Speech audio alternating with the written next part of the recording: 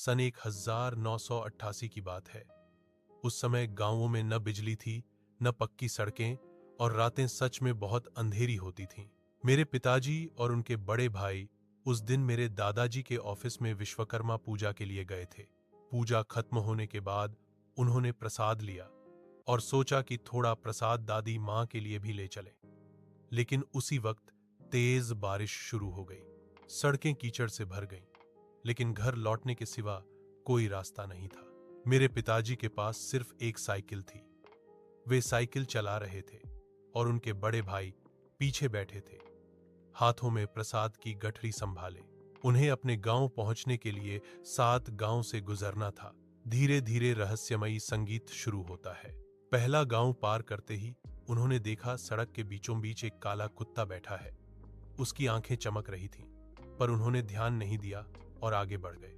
दूसरे गांव में पहुंचे, वही कुत्ता उसी जगह उसी तरह बैठा था। अब थोड़ी हैरानी हुई, लेकिन वे फिर भी साइकिल चलाते रहे। तीसरा गांव पार करते ही दोनों भाई डरने लगे, क्योंकि वही काला कुत्ता फिर रास्ते में बैठा था, जैसे उनका इंतजार कर रहा हो। अब दोनों के मन में डर बैठ गया। बारिश तेज हो रही थी, सड़कें फिसलन भरी थीं और हवा में एक अजीब सन्नाटा था। दोनों भाई एक साइकिल पर सवार थे और कुत्ते के डर से कांप रहे थे। हवा की आवाज, साइकिल की चरमराहट। आखिर जब वे आखिरी गांव पार कर अपने गांव की ओर मुड़े, तो वो काला कुत्ता अचानक उठ खड़ा हुआ और तेज से उनके पीछे दौड़ पड़ा। वो गुर्राने लगा, उसकी आवाज अंधेरे में गूंज रही थी। पिताजी घबराकर साइकिल तेज चलाने लगे, लेकिन बारिश कीचड़ भरे रास्ते को और खतरनाक बना चुकी थी।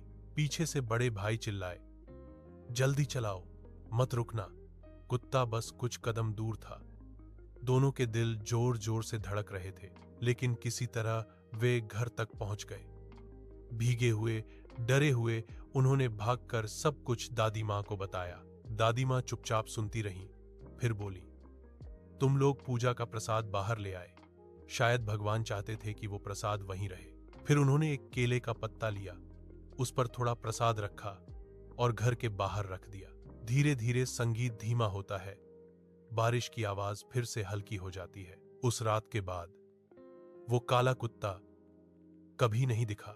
लेकिन आज भी लोग कहते हैं, जब भी विश्वकर्मा पूजा की रात को तेज बारिश होती है, तो उन 7 गांवों के बीच से एक काली परछाई गुजरती है, बिल्कुल वैसे ही जैसे उस रात